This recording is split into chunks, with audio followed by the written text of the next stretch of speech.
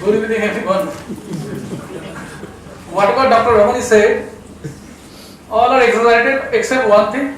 I am not really comfortable here on the stage. So there is a chance I will do lots of mishap here. Just ignore them. That is what we want now. Natural thing. Yeah. Natural. So I would like to thank Dr. Kailash Katra for hosting this lovely program here, and the entire Genocide team. Dr. Maheswaran, who actually started working on this from long back, and of course Dr. Ramani and all of you who come here today. Just to give a brief on how the journey started about this book. I started photography in general photography I started in 1997, but from 2000 I just decided to do wildlife photography, knowing nothing. I just wanted to know. Like every other people, so it's a very thrilling work. So I thought let's take it as a profession. And when I started, I just realized at that time the idea of Indian wildlife was like tiger, elephant, rhinos, sarus cranes, big mammals or big birds or prominent wildlife. I'm not talking about the people who were connected with the people from Zoological Survey of India or NGOs. I'm not talking about them. But mass idea was like that. So we have elephants and tiger, and that's all. Just list ends there. And all those animals actually, when I also started to photograph them and thought this should be the goal to photograph. I need to see tiger, I need to see elephants. And I started photographing and realized one thing, that it was very expensive. And that time I had no money. So rhinos or tiger or elephants are available in all heavyweight big parks like Corbett, Kana and Bandhavgarh. And those parks, even that time, they were very expensive. So I started traveling in lesser known areas, and what I saw that not many people were working on all those subjects, and it was cheaper in working like in, say, for mountain Himalaya or in desert, or not in so-called big protected areas. And when I started working and started traveling, I realized three major things. So I just want to share the first observation. So what I found when I started traveling. So the photos are ready. Just wait.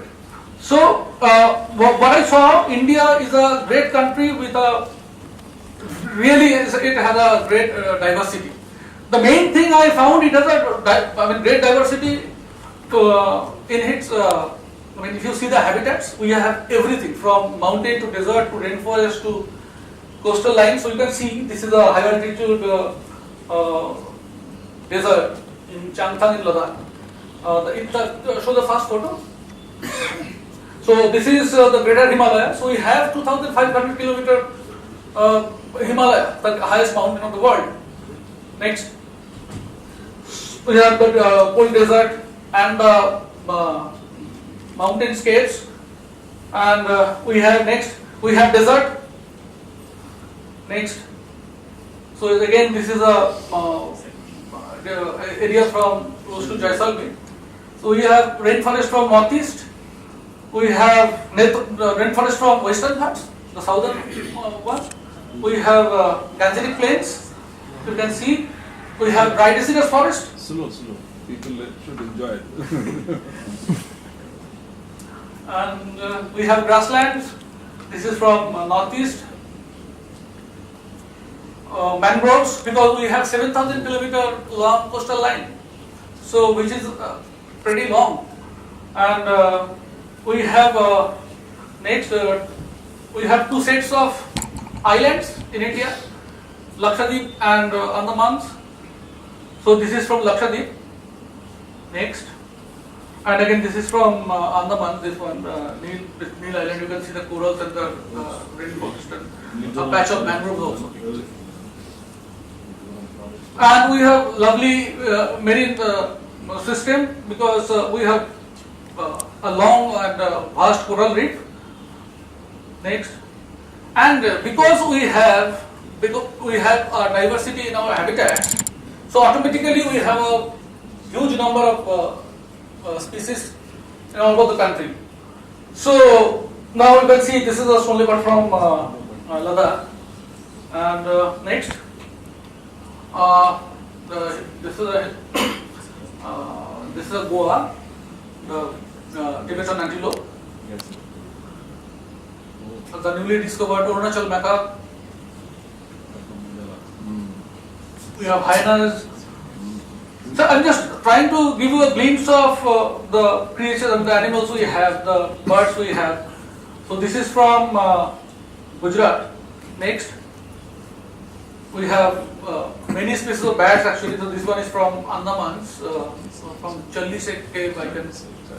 I don't know, Dr. Ramai can remember this place. There was a very narrow entrance in the cave, so nobody could enter into that. It was so difficult to get inside. Next, we have Hangul, the Kashmir stag, very rare, so only they found in Kashmir, especially in Dachigan. Himalayan crestless porcupine, this is from northeast. Next, golden langur. We have leopard also. This is the discovery. And we have tiger. So Dr. already showed this picture. So Bengal phoenix. So it's a very rare bird, and we have very less number of individuals there in the wild. So when I was this Bengal phoenix had a nice story. I mean, it was true that I took 7-8 days to plan the photograph the bird. So because this bird was so shy, so every day I used to see the bird. It was 300-400 meter away from my hide. I set up a hide inside the grassland, and the fun was I need to reach the hide around 4:30 or 4 o'clock in the morning. It was completely dark, and that place was. At that time, one tigress was there with 3 cubs, and every day morning I used to hear the growling of the calves, they're fighting, and it was dark. I couldn't use a torch because if I use the torch, then there is a possibility the bird is around and it will escape. So I never used the torch and walked through it's a long rest, so, and reached the height, but the bird was not coming very close. So one day the funny thing happened. I just was photographing a black francolin, and one male was a little far from that height.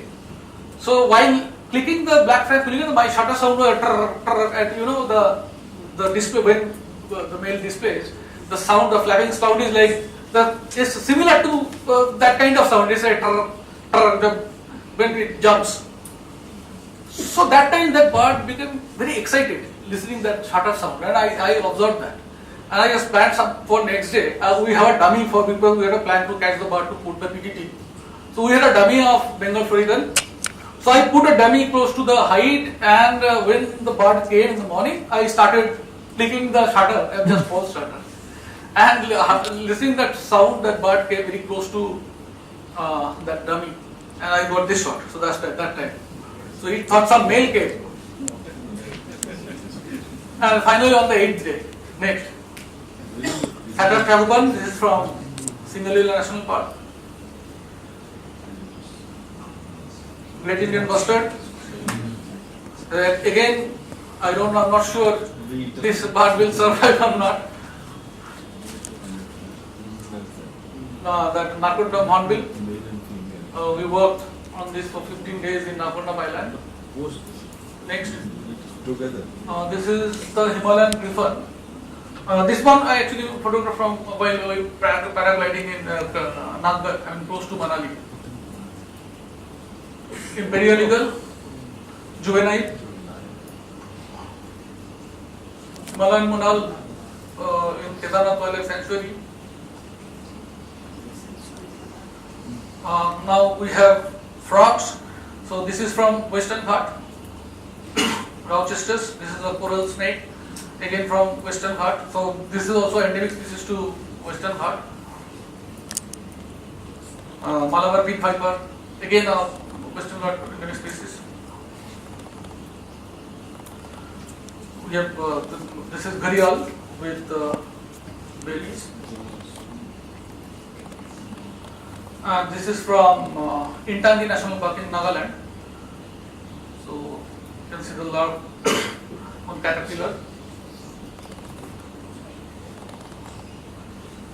So what I wanted to say is we have everything. I mean, from big mammals to small insects, we have everything in our country. It's like I just feel India is just like a mini world. If somebody has not visited the entire world, he should visit our country, and he really can enjoy the all kind of the natural wonders the world has. India all have. So when I started traveling, I just realized this thing that that the diversity should be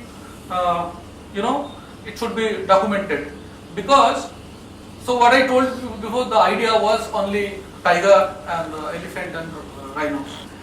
And the second thing I realized, we have many things, but they were really not in good shape. So lots of threats are there. We have the habitat loss is the biggest problem. Only we have, I think, 3.5% of our total land area is forest, which is nothing. And we have so much of things, and we don't have the space to keep them. So every day we are destroying wetlands, habitats. There is no the corridor issues. So we have a lot of poaching. So lots of issues are there. And the third thing, people are not aware of that. So we have many things, and they have lots of problems, and we don't know about that. So this is a combination of three things.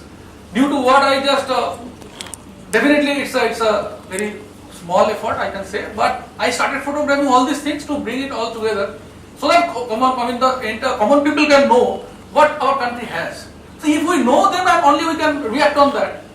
So if we know what we have, if we know what is the problem, then only we can definitely, we can do something on the problem. So that was the main idea of this book, and I was thinking to put it all this together, and then I met Dr. Ramani, and definitely he just added lots of life into the book. So you can see in one image has 2 lines captions, but what you do not, people know it, but still that 2 lines actually to write that 2 lines took maybe 15-16 years to understand the ecosystem. So that is very important. So I really thankful to Dr. Ramani to, now to move from this thing. I just want to give basically thanks to those people. I want to say something like when I started photography, it is already 15 years. So I did a lot of things. It looks like pain and dedication.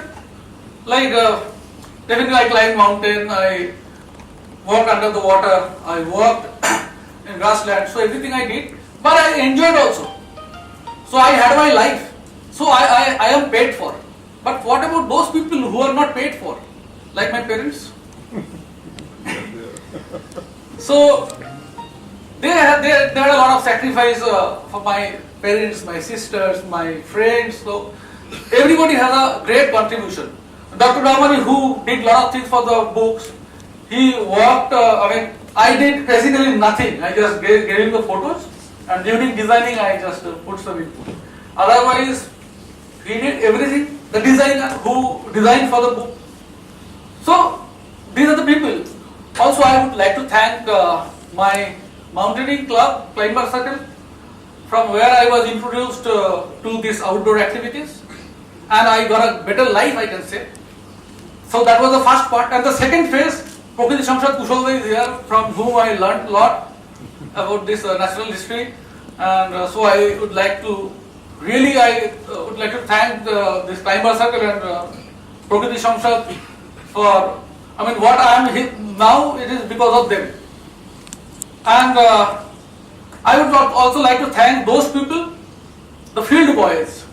I mean, all over India, I have lots of friends from villages, and they are so-called, I mean, the common people, but they helped me a lot. Like the guy who gave me information about the snow leopard or the frogs. So those people are very, they are key character for my work. So I just would like to thank them. And lastly, I want to thank you all, because you guys are the main inspiration for us. Because I don't know for what reason you like my images, because it's very subjective. One fine morning I can say nobody is liking my images. So as long as you guys are liking, it's a great blessings, and this is my biggest inspiration. So I would like to thank you all, and that's it.